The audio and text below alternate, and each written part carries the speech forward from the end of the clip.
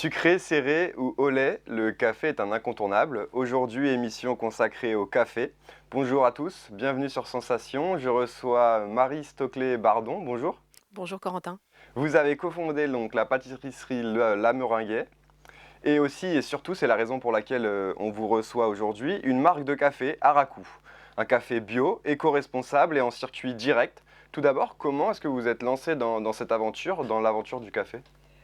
J'ai rencontré en fait au détour de mon réseau le patron de la fondation qui est à l'origine du projet et qui il y a 20 ans a décidé d'aller dans la vallée d'Aracou, d'aider les fermiers qui lui ont demandé de replanter des caféiers. Donc en fait il a trouvé les sous pour arriver à financer cette replantation de caféiers.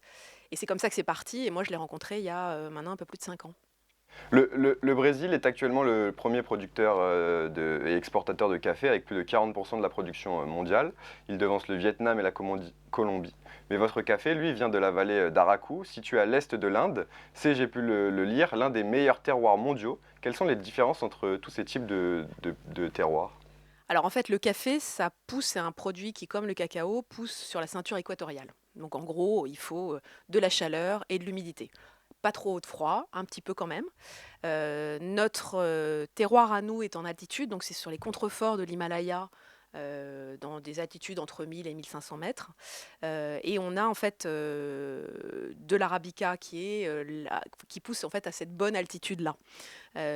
Donc effectivement, je ne peux pas forcément parler en détail des autres terroirs de café. Je pense que c'est un peu comme dans le monde du vin quelque part. Si vous comparez du Bourgogne, du Bordeaux et puis un vin plus du sud de la France, vous aurez un terroir et un mélange entre le soleil et le terroir qui va donner des résultats différents. Ben voilà, on a la même chose. C'est une question de terre, d'ensoleillement, ça Exactement. joue? Bah, c'est tout à fait ce que vous venez de dire, c'est-à-dire c'est un mélange de la terre. Alors dans la vallée d'Aracou, la terre est ferrugineuse, donc ça veut dire qu'elle est très favorable à la culture du café. On a effectivement de l'eau, du soleil, et puis un terroir particulier avec tout l'environnement et les arbres qui vont donner son goût particulier au café d'Aracou. La note aromatique qu'on retrouve dans tous nos cafés, c'est effectivement une note légèrement chocolatée, un café qui est assez doux. Et puis après, chacun, sur chacune des parcelles, va avoir, comme en Bourgogne, un caractère particulier. Alors pour nos auditeurs et ceux qui nous regardent sur les réseaux sociaux, pour que l'on comprenne bien, vous indiquez que Araku est un café mieux que bio et mieux que Fairtrade. Ça veut dire quoi, mieux que? Alors mieux que, ça veut dire qu'on va plus loin. En faisant ça de façon très schématique, Araku est un café qui est cultivé en biodynamie. Biodynamie, si je la fais très courte, ça veut dire qu'en fait, la plante et le sol vont pousser en s'enrichissant l'un l'autre.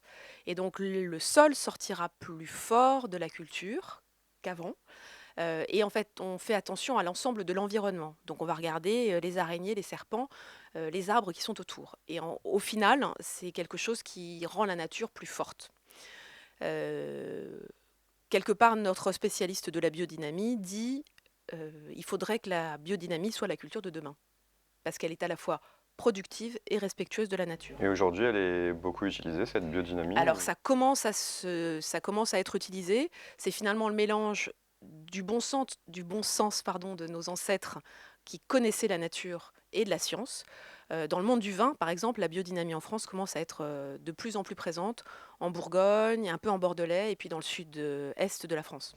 J'ai pu lire que vous avez à cœur de contribuer à l'attente grandissante des consommateurs pour des produits bio en circuit court et voire direct. Je vais vous provoquer un petit peu. Ce café vient quand même d'Inde. Nous sommes en France, c'est pas vraiment un circuit court, non? Alors on peut parler il n'y a pas de circuit court pour le café d'un point de vue distance, effectivement. En revanche, il n'y a aucun intermédiaire entre le fermier d'Aracou et votre tasse. Le seul intermédiaire, entre guillemets, c'est l'équipe française, hein, mais qui n'est pas un intermédiaire, nous on est juste les porteurs, quelque part, qui vous amènent le café. Donc le circuit est ultra court, la seule manière de le faire plus court, c'est de boire de la chicorée, et là pour le coup, après ça c'est un choix. Et pour répondre à la question de tout à l'heure sur le fair trade, en fait, aujourd'hui, le fait qu'il n'y ait aucun intermédiaire entre les fermiers de la vallée et nous permet effectivement de donner une rémunération aux fermiers qui est la juste rémunération du travail incroyable qu'ils font. Pour donner un exemple et un chiffre, l'an dernier, ils ont touché 2 fois et demi le cours mondial du café. C'est des sommes qui sont d'habitude touchées par les intermédiaires dans le monde du café. Donc là, on pourra avoir des sommes qui seront directement dans la poche des fermiers. Absolument. Cet attachement des Français à rechercher un café de qualité et surtout cultivé dans des bonnes conditions et payer le juste prix, ce sont des préoccupations que vous constatez avec vos clients. Est-ce qu'il y a une demande dans ce sens-là?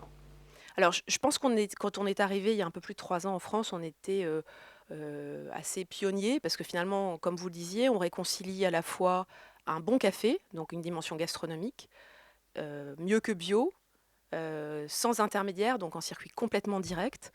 Et ça, c'est des choses qui n'étaient pas forcément réconciliées dans les produits que les consommateurs trouvaient.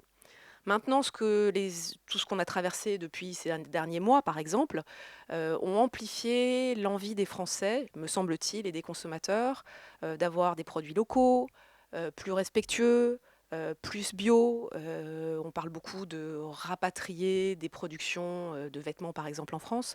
Et donc, je pense qu'on est dans une envie globale d'être plus local pour que les produits soient meilleurs et pour soi et pour l'environnement.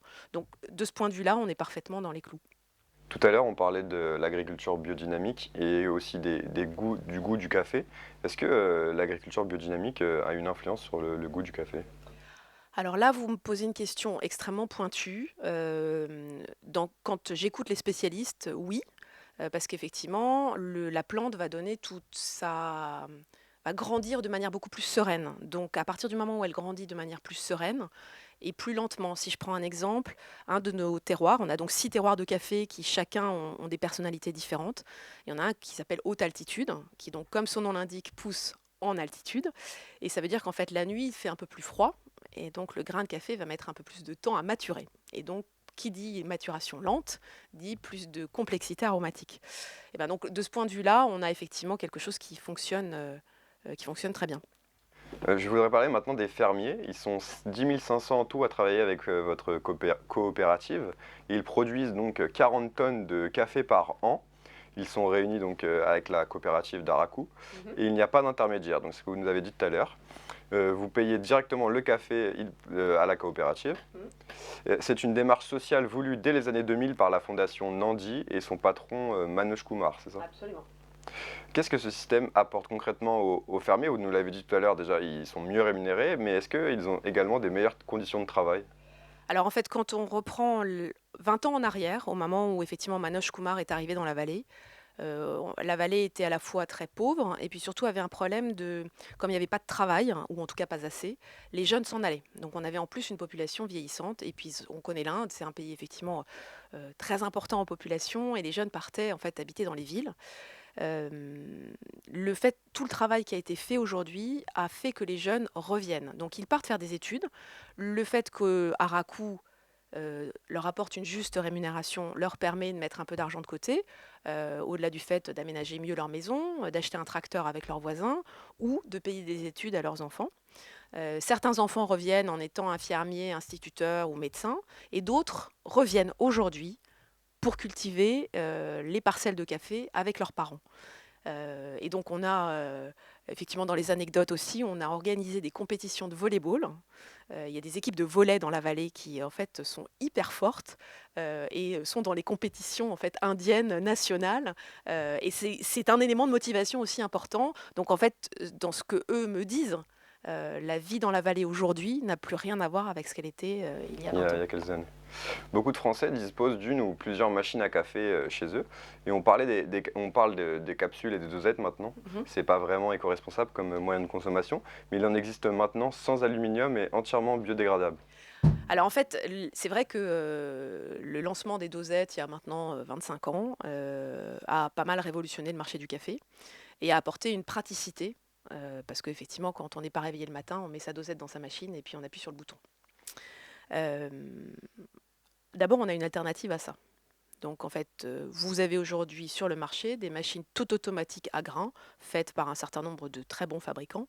Vous mettez votre grain, vous appuyez sur le bouton, ça moule le grain tout de suite et ça vous fait votre café. Et donc ça ne moue que le grain pour votre café. Ça, c'est ce qu'il y a de mieux. Alors effectivement, ces machines coûtent encore un petit peu cher, mais finalement, on les rentabilise relativement vite. Et puis à côté, effectivement, nous on les avait pas au début, mais face à la demande de nos clients, on a trouvé un fabricant. Alors moi j'avais dit: «Je veux bien faire des capsules», l'envisager, à 2 conditions, non négociables. La première, c'est que le café soit bon et aussi bon en capsule qu'en grains. Et la deuxième, c'était que ce soit intégralement biodégradable et compostable. Merci Marie-Stoclet Vardon d'avoir été avec nous sur Sensation. Merci Corentin. Vous pouvez retrouver cette émission en podcast audio ou vidéo sur notre site ou notre application Radio Sensation.